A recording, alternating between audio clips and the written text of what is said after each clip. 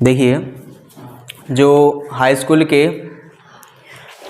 Exam के point of view से जो इम्पोर्टेंट क्वेश्चन हैं तो उनको बताए जा रहे हैं। तो उसी सीरीज़ में ये अगला क्वेश्चन है और इस क्वेश्चन को देखते हैं, पढ़िएगा। जैसे लिखा हुआ है 3 सेंटीमीटर की वस्तु उत्तल लेंस के मुख्य अक्ष के लंबवत रखी है। लेंस की फोकस दूरी 30 सेंटीमीटर है। लेंस से वस्तु की दूरी 10 सेंटीमीटर है। प्रतिबिंब की स्थिति, आकार, प्रकृति ज्ञात कीजिए। साथ ही ये बताना है क्या हम इस प्रतिबिंब को पर्दे पर देख सकते हैं, ये बताना। तो हमने ये पढ़ा तो हमें कुछ ये पता चला कि जो है क्या है, वस्तु की लंबाई है। वस्तु की लंबाई को ओ से दर्शाते हैं तो ओ बराबर कितना दिया गया है, 3 सेंटीमीटर। और आगे पढ़ा हमने तो कह रहा है फोकस दूरी है यानी एफ बराबर वो है 30 सेंटीमीटर। और लेंस कौन सा है, उत्तल लेंस है। तो उत्तल लेंस की जो फोकस दूरी होती है, किसकी, उत्तल लेंस की जो फोकस दूरी होती है वो प्लस में होती है। ध्यान देना अच्छे से, उत्तल लेंस की जो फोकस दूरी होती है वो प्लस में क्यों होती है, जरा समझ लीजिए। अगर हमें उत्तल लेंस बनाएंगे इस तरीके का बनता है, इस तरफ रहेगा क्या f1, यहाँ 2f1, इस तरफ रहता है f2 और यहाँ 2f2। तो इसमें चिन्ह परिपाटी के अकॉर्डिंग जो x अक्ष को काम करे, जो y अक्ष को काम करे, जो x अक्ष की नेगेटिव डायरेक्शन, y अक्ष की नेगेटिव डायरेक्शन। फोकस दूरी f2 तरफ होती है तो f2 यहाँ से देखो कौन सी तरफ है, दाहिने तरफ है ना। जब f2 दाहिने तरफ है तो यहीं पर f होगा और x अक्ष पे है और कौन सी डायरेक्शन में है, प्लस में। तो जो राइट साइड जो जितनी भी दूरियां होंगी वो किस में रहेंगी, प्लस में। ये इसकी सेपरेट वीडियो पहले भी बना चुके हैं और उसको अगर अच्छे समझना हो पूरा तो उसमें देख सकते हो। तो यहाँ पर f किस में रहेगा, प्लस में रहेगा। तो यहाँ f क्या है, प्लस में। फिर कहा गया है लेंस से वस्तु की दूरी 10 सेंटीमीटर है। तो वस्तु की दूरी को u से दर्शाते 10 सेंटीमीटर है। तो वस्तु की दूरी तो माइनस में ही रहती है, चाहे तो कोनो लेंस होए चाहे कोनो दर्पण होवे, वस्तु की दूरी हमेशा माइनस में ही रहेगी। ठीक है ना। तो इनने हमसे पूछा है क्या, कह रहे कि प्रकृति बताओ और स्थिति बताना है। तो स्थिति मतलब हो भी बताना है, प्रकृति बताना है मतलब कि आभासी है, सीधा या वास्तविक उल्टा, ऐसा बताना है। आकार बताना है मतलब आई बताना है, कितना बड़ा बन रहा है प्रतिबिंब की लंबाई। अब यहाँ पर ये भी बताना है तो यहाँ पर लेंस के सूत्र लेंस का सूत्र होता है 1/f बराबर 1/v माइनस 1/u। मान रखेंगे 1/f की वैल्यू 30 है, v तो निकालना ही है, u की वैल्यू कितनी है, माइनस के 10। 1/30 बराबर 1/v प्लस के 1/10 हो जाए। जेताएँ लेके आओ। सो 1/30 माइनस 1/10 बराबर 1/v। तो यहाँ पर बनेगा क्या, इनको सॉल्व करें। सो यहाँ बना 1/v बराबर, इनका एलसीएम ले लीजिए तो 30 आ जाएगा। 30 से कम 30 माइनस के 10 30, तो 1/v बराबर माइनस के 2/30 बनेगा। काट दीजिए 15 बार में, तो 1/v बराबर बना माइनस 1/15। तो v बराबर क्या बन जाएगा, माइनस के 15 सेंटीमीटर। ओके। अब हमें बताना है क्या, हमें I की वैल्यू और निकाल लें। क्योंकि हम जानते हैं कि I/O बराबर होता है V/U। I की वैल्यू निकालने हैं, O की वैल्यू 3 है बराबर V की वैल्यू -15 है।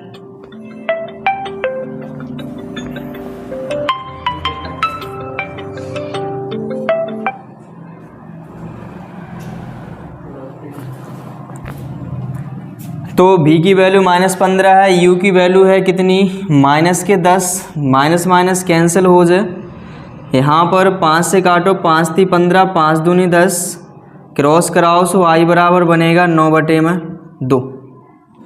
मतलब i बराबर क्या हो गया 4.5 सेंटीमीटर, यानी प्रतिबिंब की लंबाई 4.5 सेंटीमीटर। ध्यान दीजिए कि यहाँ पर जो ये है ये 4.5 सेंटीमीटर प्लस में आया है आई की वैल्यू, और जब आई की वैल्यू प्लस में आती है, लेंस में ध्यान रखना आई की वैल्यू प्लस में आ रही है, तो प्रतिबिंब जो बनेगा वो कैसा बनेगा, आभासी बनेगा और सीधा बनेगा, ऊपर की तरफ बनेगा मतलब सीधा, आभासी व सीधा बनेगा। तो प्रतिबिंब की प्रकृति क्या हो गई, प्रतिबिंब की प्रकृति हो गई आभासी, आभासी C4 सीधा, तो आभासी सीधा हो गया। प्रतिबिंब की स्थिति, प्रतिबिंब की स्थिति, स्थिति माइनस में आया ना v की वैल्यू, तो माइनस मतलब लेफ्ट साइड ही बनी हुई है, और लेंसन में लेफ्ट साइड जब बनना हो, और लेफ्ट साइड जब बनना हो तो आभासी हुई है ना, काहे की वस्तु की ओर बनना हो। जैसे लेंस, तो लेंस कैसी वस्तु है, एक पारदर्शी है ना, तो अगर यहाँ पर मान लो ये है, एक यहाँ पर जाएगी और यहाँ से निकल जाए, F2 से होकर निकल जाए अपवर्तन के पश्चात, दूसरी प्रकाश किरण यहाँ से गुजरेगी, गुजरे कि नहीं गुजरे। और यहाँ पर मान लो आभासी बनना हो तो पीछे की तरफ बढ़ा रहे हैं, जब तो माइनस में बनो इताएँ, जो माइनस में आ रहा है जब तो इताएँ बनो, तो जब इताएँ बनो तो आभास करो ना, और अगर इताएँ बन जाए तो राइट साइड, तो वास्तविक ही है, तो वो तो काहे कि आर पार निकल जाता ना किरण, समझ रहे हैं ना। तो इस तरफ क्या हो गया, ये आभास किया, इसलिए माइनस में आ रहा है, इसमें इसमें उल्टा हो जाता है, दर्पणों में अलग होता है। दर्पणों में अगर माइनस आते ही, दर्पणों में अगर माइनस आते ही तो वहाँ पर वास्तविक उल्टा रहता है, और प्लस आते ही v की वैल्यू तो आभासी और सीधा हो।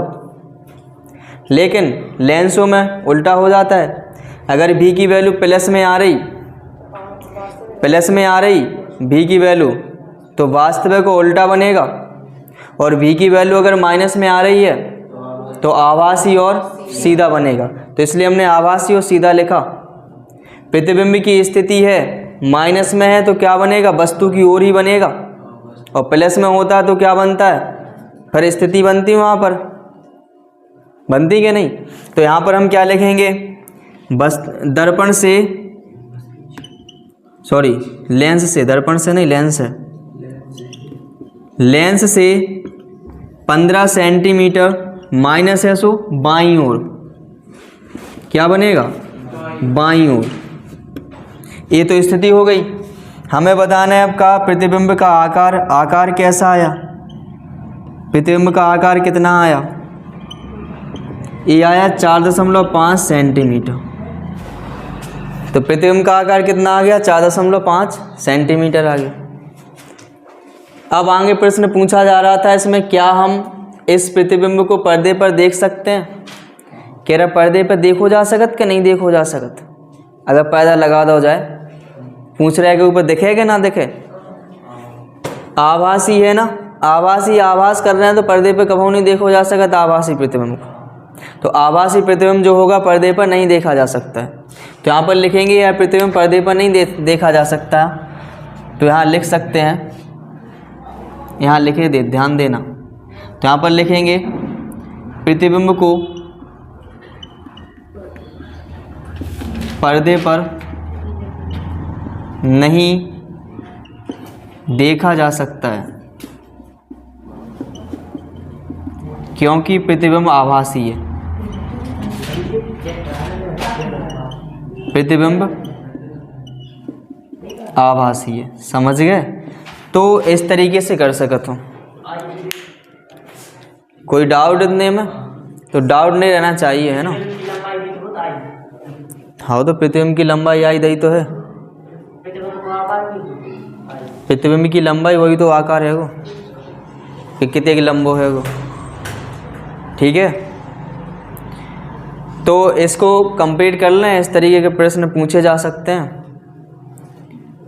ठीक है ना, तो करो इसको।